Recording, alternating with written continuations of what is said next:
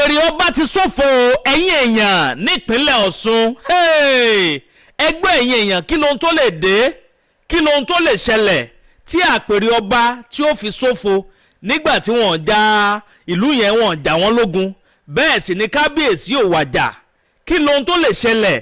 Àwọn kidnapper, àwọn Boko Haram wọ́n sì gbé Kábíyèsí. Ẹ wò gbẹ̀gẹ̀dẹ̀ ti gbiná o nípínlẹ̀ Ọ̀ṣun. Ẹ dákun ẹ dábọ̀ ẹ súnmọ́ bí ẹ̀yin èèyàn mi.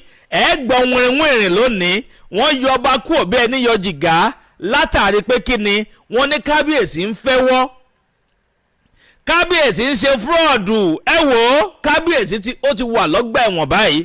Bẹ́ẹ̀ ni wọ́n ti gbé Kábíyèsí Apétúmodù of Ìpétúmodù land nípínlẹ̀ Ọ̀ṣun. Wọ́n ti gbé bàbá lọ sọ́gbà ẹ̀wọ̀n o.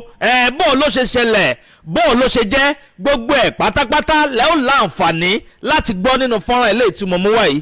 Mo ti gbóhùn tẹ́ mọ́ jẹ́dé o.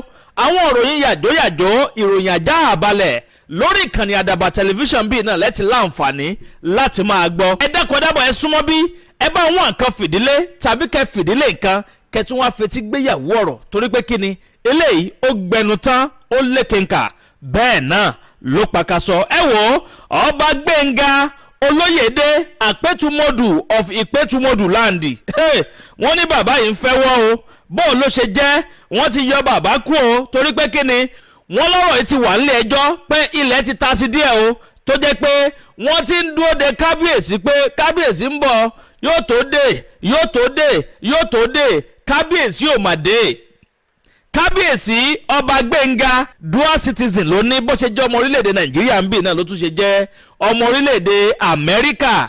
Àmọ́ ó ṣe nǹkan, ó ṣàṣemáṣe kan tó jẹ́ pé ó burú jáì. Ìdójútì ń gbà ńlá ní kí odidi Kábíyèsí kó máa lọ́wọ́ nínú fúrọ́ọ̀dù, kí Kábíyèsí máa fẹ́wọ́, kí Kábíyèsí kó máa lo ọgbọ́n àlùmọ̀kọ́rọ́ yìí láti kówó jẹ lọ́nà ẹ̀tọ́. Owó yẹn wá tún kí ṣe owó kékeré, owó tabua. Ẹ máa gbọ́ o, wọ́n ní $96,000 kan, $4,408,000. Ẹ wá dúró owó rọ̀kùrọ́kù tí Kábíyèsí tó kó jẹ ní Ọ̀ṣun bí nítorí Ọlọ́run.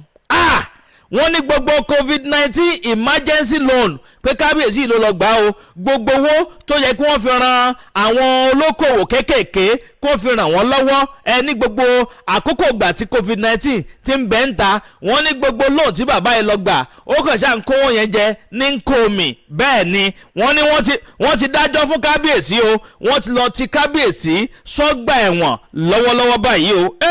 Ọ̀rọ̀ yìí gbẹnu tán ó lékenkà bẹ́ẹ̀ náà ló pakasọ. Tẹ́ ò bá gbàgbé ẹ rí i pé ọ̀rọ̀ yìí ti jà rìnrìn ilẹ̀ ti ta sí.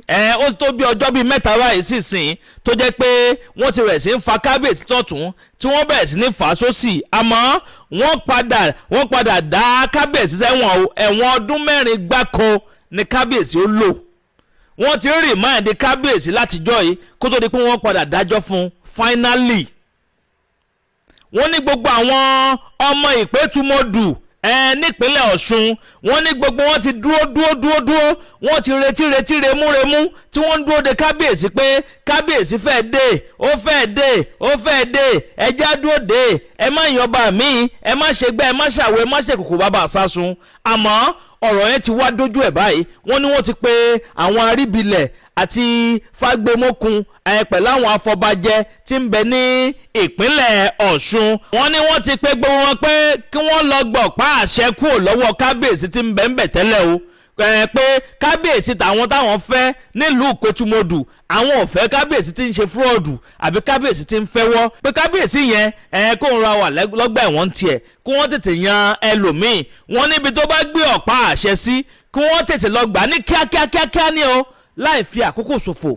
Àtàdé orí ọba àtọ̀pá àṣẹ tí ń bẹ lọ́wọ́ rẹ̀ kí wọ́n tètè lọ gba gbogbo ẹ̀ torí àwọn ọba eléyìí pé àwọn ọba eléyìí kì í ṣọba. Bẹ́ẹ̀ ni gbogbo àwọn state executive council pátápátá ni wọ́n ti fòǹtẹ̀lù pé àwọn ò fẹ́ rú ọba báyìí kí wọ́n tètè yọ Kábíyèsí kúrò ní kíákíá báyìí ni o, láì fi àkókò ṣòfò. Ẹ̀yin èèyàn mi ẹ máa bá ń pín kiri káàkiri lógúnlógún lọ́gbọ̀n ẹ máa bó ṣíà ẹ máa bó kárakára. Bẹ́ẹ̀ náà ní kí wọ́n bá yẹn bó káàkiri tààràtààrà kó balẹ̀ tètè kan ọ̀pọ̀lọpọ̀ àwọn èèyàn lára. Wọ́n ní US District Judge Christopher Boyko òun gangan ló rán Kábíyèsí lọ sí ọgbà ẹ̀wọ̀n ọdún 4 gbáko pẹ̀lú iṣẹ́ àṣekárakára kó dìde Kábíyèsí lọ́ọ́ máa ṣiṣẹ́ àṣekárakára.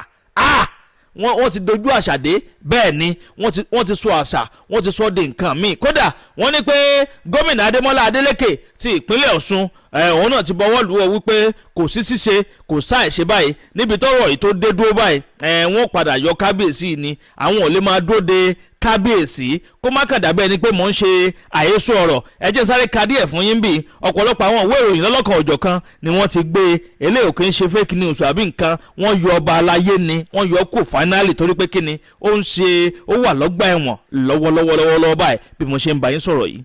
The government further announced the withdrawal of the staff of office ọ̀pá àṣẹ ni o and other instrument of authority earlier issued to the monarch, officially creating a vacancy in the stool of the Apetumodu of Ipetumodu land.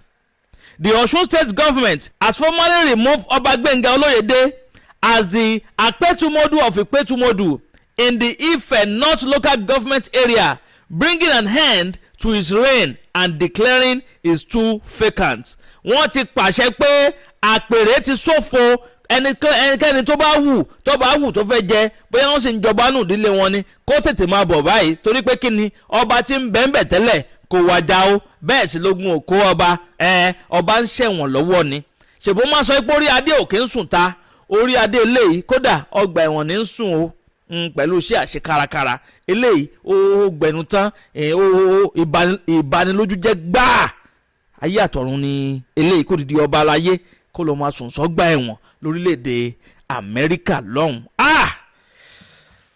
ẹ jẹ́ darapọ̀ ní abala àríwúsí mi ìfẹ́ kà mọ́ ẹ jẹ́ darapọ̀ ẹ máa ń comment kẹ́ máa like kẹ́sì mọ́ bá ń pín kínní káàkiri lógúnlógún lọ́gbọ̀nlọ́gbọ̀n kó bá yẹ ti kan ọ̀pọ̀lọpọ̀ àwọn ẹ̀ lára àwa rìnrìn jù báyìí lọ lórílẹ̀ tí a mú wá fún yín ní sáà yìí bó bá tún ṣe ń lọ gbogbo ẹ̀ pátápátá náà lẹ́ láǹfààní láti máa gbọ́ lórí ìkànnì àdàbà tẹlifíṣàn àdàbà ọ̀nà ní à ń sùngbẹ́ iná ń jó ẹ̀yẹlé gbéra ńlẹ̀ àdàbà àtúntì fòfẹ̀rẹ̀ awọ̀lú sọ̀lúdẹ̀rọ̀ pẹ̀sẹ̀. agbe ní gbére pàdé olókun àdùkò ní gbére pàdé ọlọ́sà òdìdẹrẹ́ ní gbére pàdé wọn lóde ìwò fún ìwọ ọmọkùnrin tí nǹkan rẹ̀ ò ṣe déédéé ìwọ ọmọkùnrin tí ṣàyàwó rẹ̀ ó ṣẹ̀ṣẹ̀ mọ gbọ́ jìgìjìgì lára lójú lọ mú kára rẹ̀ ó tó le ìwọ ọmọkùnrin tó ń retí ọmọ bíbí ìwọ ọmọkùnrin tó fẹ́ ṣe nǹkan tó dáa láyé pẹ̀lú aya rẹ̀ tí ìfàyàlòyà tí ó fi di nǹkan tó dáa ìwọ tásítọ̀ rẹ̀ ń sàn tí ò kí tó láti dọmọ ìwọ ọkùnrin tára rẹ̀ ò le ìwọ ọkùnrin ṣẹ̀ẹ̀kan dìde ìwọ ọkùnrin tátàn rẹ̀ ò dúró déédéé ìwọ ọkùnrin tó ń retí ọmọ ìwọ ọkùnrin tó ṣẹ̀ṣẹ̀ ṣègbéyàwó ọgbọ́ capable herbal energy capsule ló nílò fún gbogbo àìṣedéédé ara rẹ̀ kó o lè jẹ́rìí sọmọ bíbí àti nǹkan tó dáa láti ṣe.